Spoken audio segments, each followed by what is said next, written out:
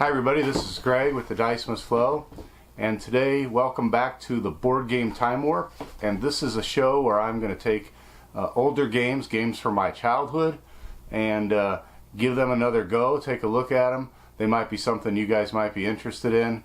And today we're going to take a look at a game which is essentially three-dimensional battleship, and that game is called Subsearch. I'm going to have it upside down. So this game, Subsearch, as you can see, 3 levels, battleship. So let's take a look at it. First thing we're going to have to do is open this sucker up. Again, this was one that I had when I was a kid, so hopefully it's been put away reasonably well. And we're going to have to build this guy.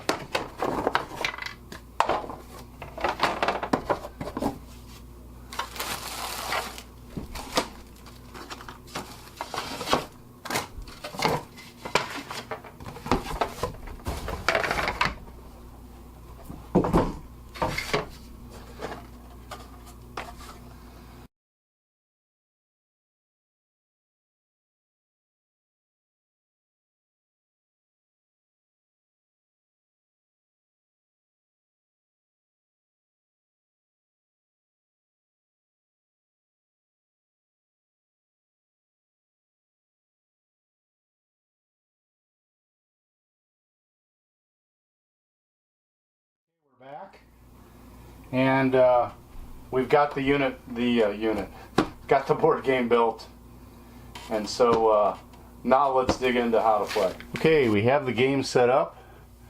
So how do you go about playing?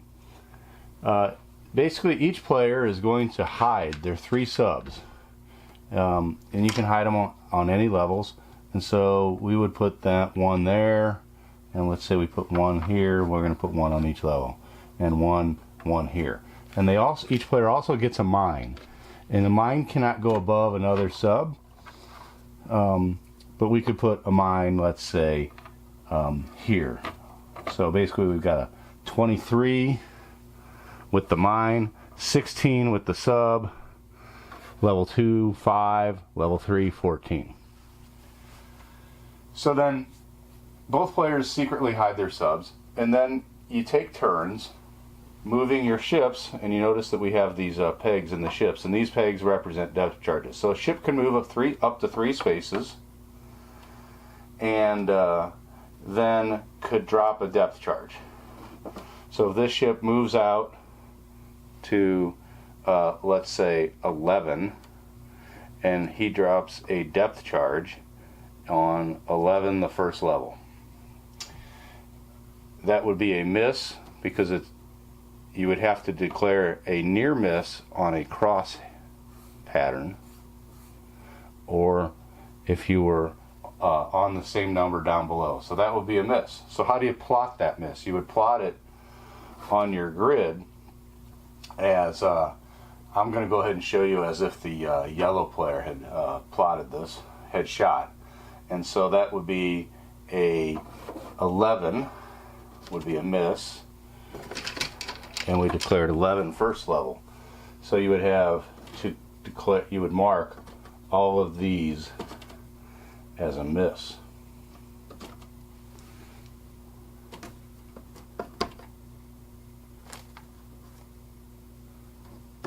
So there you go. So you can see you have the pegs marking the miss at the various levels. Each player will take turns doing this.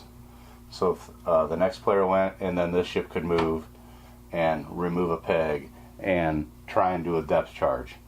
And let's say he tried and said 15 first level. Okay, so 15 is 1 away from that guy, so that would be a near miss.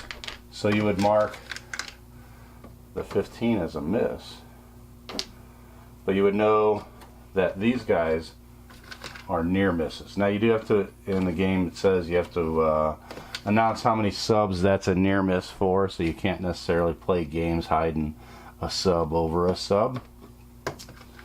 So you know that these are potential spots that there is a near miss on. And so basically it's just like a battleship, except you're actually trying to get the subs. So on your turn, then what happens when you basically use all your depth charges? You have to move back. You move up to 3 spaces, but once you move into the sea line, back to your home port, you can fill up your depth charges. So there's one other thing in this game that if we were playing the red player, a red player can move and drop a depth charge, and then you can have your subs make an attack. So in this case it could be, we were over here with 15 where we were at, and we said that was a near miss. The yellow player would go and attack, drop a depth charge, and the yellow player, if you can see these torpedo lanes, if there's a ship in the torpedo lane, then the sub can try and torpedo the ship. In this case it's not, but let's say that there was a ship here. So this sub on 16 is in this guy's torpedo lane, and so you can try and torpedo the enemy. So there's a little spinner that we have here for that, and so you're just gonna, can we see that? We probably can't see that. So you're just gonna spin the spinner, and that would be spinning the spinner. That would be a miss. So once you get, if you get a hit, the enemy ship is destroyed. So victory in this game is the first player to either destroy all of the enemy ships, or the first player to sink all of the enemy subs. There's one other thing in the game. We talked about the mine. If you basically stop on a space that has the mines, or if this ship went to 23 with the mine there, then this ship would be destroyed. It hit the mine. And so that basically that's it. So you would basically plot, you move, you say, and if you get a hit, for example, it was 16 that was the hit, you would mark the hit with that, and that sub would have been destroyed. So that's basically the game, Sub Search. It's 3-dimensional battleship. You know, we played it a lot when we were kids, as you can tell by our spinner, and really fun little game, and takes Battleship simple enough that anybody who knows how to play Battleship can play it, but takes it to a little more level, a little more thoughts, a little more search patterns on 3 different levels and everything, and the near misses, and it's kind of a cool little setup. So wanted to show this game to you. Hopefully if you're a game collector, this might be one you might want to take a look at. If you have Battleship and you want to try and take a step up to something a little more strategic or different, and you might want to take a look at this. So that's it for today, and we'll see you next time. Thanks.